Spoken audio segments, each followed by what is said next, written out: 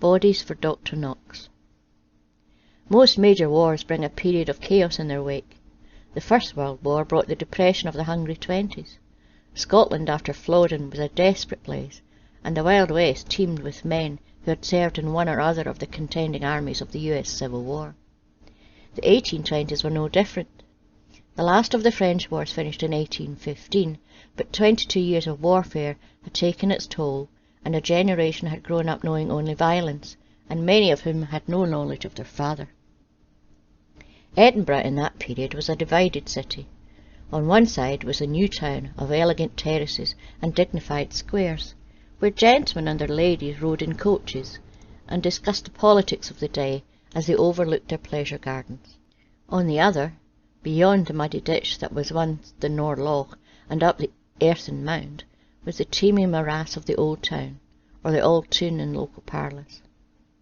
Here lived the unfortunates and the poor, crammed into filthy closes and wynds, jammed shoulder to shoulder in tall, unstable tenements, living day to day or hour to hour, and always ready to move out en masse if the occasion demanded.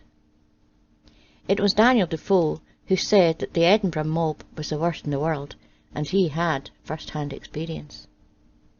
It was in this Old Toon that the monsters lived, two figures that infested the already festering closes off the Grassmarket, and preyed on their neighbours and the unwary who sought solace in the reeking taverns and spirit shops that welcomed the scraped pennies of the poor.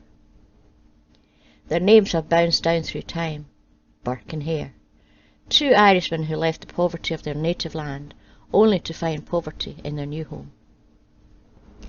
They arrived at a time when Edinburgh was at the cutting edge of medical research, and a certain Dr Knox was one of the leading doctors in Edinburgh. The medical school in Edinburgh was rightfully famous, and the students required a steady supply of fresh bodies on which to watch and practice dissection. It was normal for bodies of executed criminals to be used, but there were just not enough murderers to go around, and so the dissecting doctors gave a Nelsonian blind eye to the origin of the fresh bodies that they paid good hard cash for. This was the age of grave robbers, when people crept into graveyards at night time and dug up the most recently buried corpses. That is why many old graveyards have small watchtowers to watch for the ghouls who struck by night. William Burke and William Hare, however, were not over inclined to indulge in the hard work of digging before they got their prey. They preferred easier methods. Burke and Hare had come from Ulster to work on the Union Canal. They were canal navigators, or navvies, a breed that had a frightening reputation for violence and lawlessness, so were not perhaps the sort of men a girl would introduce to her maiden aunt. However, a navvy was a working man and a huge step up from a criminal, although the line was sometimes ill to define. They both graduated to Edinburgh, and that is where they eventually met. Burke, an ex-soldier who had travelled a bit in southern Scotland, together with his woman Helen MacDougall, found lodgings in somewhat seedy lodging house in Tanner's Close in the West Port, run by Hare and his woman Margaret Laird, or Logue. Burke already had a wife back in Ireland, but they seemed to have had a falling out, and she had remained behind with their children. Hare, who has been described as unbelievably ugly, tended to laugh a lot, while Margaret Laird was also Irish, a recent widow, who seems to have fallen into his arms quite readily.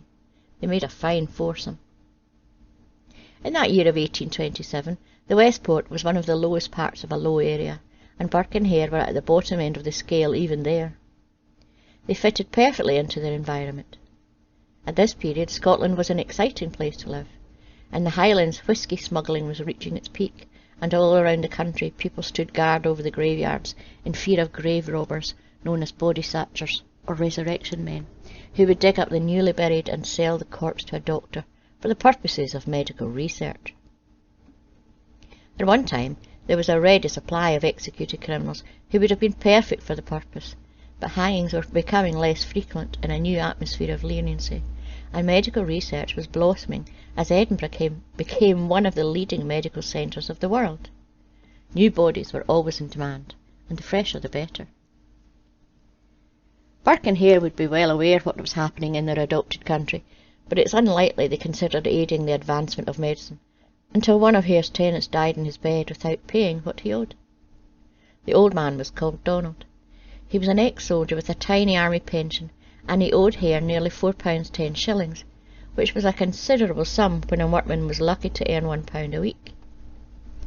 Hare had no intention of losing so much money, so he and Burke decided to sell the body to a doctor. The most prominent was Dr Knox, who taught anatomy at Edinburgh University. His classes were always popular, with scores, perhaps hundreds of students and others crowding to watch a recent cadaver being skilfully dissected. As a pauper, Donald was hardly entitled to a decent funeral, so Burke and Hare bought the cheapest coffin possible, filled it with bark to give some weight, and had it solemnly interred. It is unlikely there were many mourners. With that business completed, Burke and Hare took old Donald's body, covered it, and thrust it into a cart. Wheeling it through the grimy streets of the old town, they tapped on Dr Knox's door, handed over the body, and accepted their reward. Obviously, Dr Knox was delighted to have some fresh material with which to work, for he handed over £7.10 and thanked them very much. And if ever any others of their tenants should die suddenly, don't forget where he was. That was easy money to men who had made pennies by the sweat of their brow and the muscles of their back, so Burke and Hare saw the possibilities. All they needed was a few more deaths, and their pocket-books would be jingling with silver and gold. Unfortunately, there was no absolute guarantee that their tenants would die during the night, so they decided to help the next one along a little. With whisky plentiful in Scotland, Burke and Hare plied their tenant Joseph Miller with enough to stupefy him, and then cheerfully suffocated him. Dr Knox asked no questions as he accepted the fresh body, and Burke and Hare were once again in the money. With profit so easy, the pair began to hunt for fresh victims. Their next was an elderly woman called Abigail Simpson, who was innocent enough to accept their invitation to enter Hare's lodging-house, and was efficiently dispatched. Burke, or perhaps Hare, found it better to smother his victims rather than hit them on the head or stab them. That method left no telltale marks for any suspicious doctor or medical student. In time, people referred to this method of murder as burking, and for a while it entered the vernacular language of the people. In fact, burking was so efficient that Dr Knox was impressed by the quality of the body, and he paid Burke a stated £10 for it, 2 months' wages for a labourer. With the old town a happy hunting ground for warm bodies, and Dr Knox obviously happy to pay for fresh corpses with no questions asked, Burke and Hare began a murder spree that makes them probably Scotland's most prolific mass murderers of the 19th century. The total is said to have come to at least 17, and perhaps as high as 30, in little more than a year, and the people around the Grassmarket and the Cowgate must have shivered at the unexplained deaths in their midst. Yet the authorities seemed unconcerned. Those who'd vanished were from the bottom end of the social scale, and in a time when chimney sweeps could leave boys to die in camp flues of houses, and semi-nude girls drag huge loads of coal through Stygian darkness underground, a few gutter dwellers more or less did not matter. However, although there was little interaction between the haves and have-nots of society, there was one level where the two species met, and that was the most intimate. Prostitutes were an easy target for the murderers. Their job demanded they go with men. They were numerous and often vulnerable, so when Burke invited two to the lodging-house, nobody was surprised, although there might have been a few questions as to why his current woman allowed such a dalliance. As was not uncommon in the old town, there was an argument, and one prostitute, Janet Brown, stormed off, which left Mary Patterson alone. She was burked, of course, and her body carted over to the ever-willing arms of Dr Knox.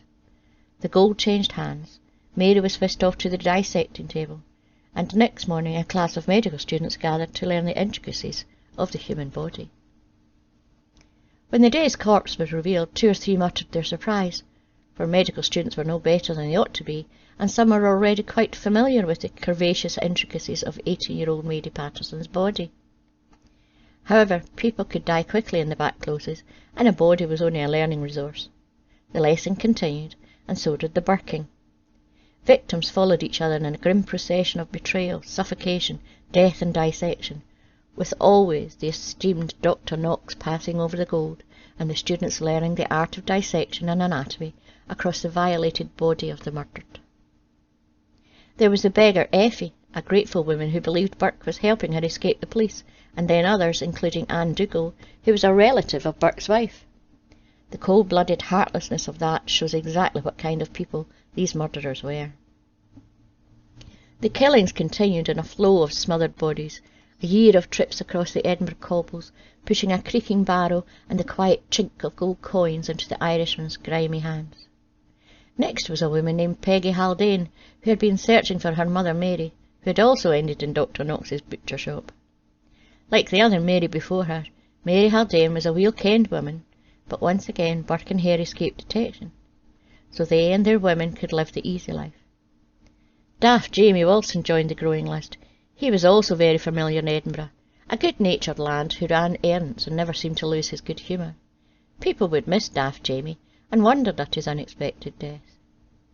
His mother asked awkward questions, and it was said that Dr Knox denied his anatomical subject was Jamie, and ensured he was unrecognisable by dissecting the face first. Nevertheless, Burke and Hare's run of luck continued until they argued. Hare accused Burke of murdering people and selling the bodies without giving him a share. After such a professional disagreement, it's hardly surprising the partnership dissolved, and Burke and MacDougall opened their own lodging house. It was in here that Burke murdered an Irishwoman named Mary Docherty. This third Mary was barely dead when two of the tenants returned unexpectedly and found her body lying on a bed. The link to the other murders was too obvious to miss, and one lodger, Anne Gray, refused MacDougall's offer of silence in return for a huge bribe, and ran to the authorities.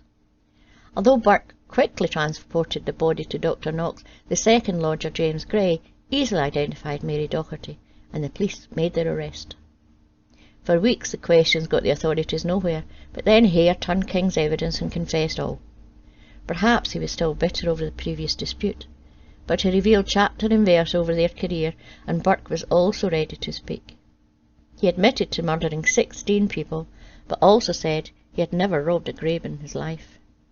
The trial began on the 29th of December 1828, and not surprisingly, the jury found Burke guilty, and on the 28th of January 1829 he was hanged in the Lawn Market. A crowd of some 30,000 mustered to see him die, with some urging the executioner to burk him. Ironically, as an executed murderer, his body was handed over for public dissection in the Edinburgh Medical School.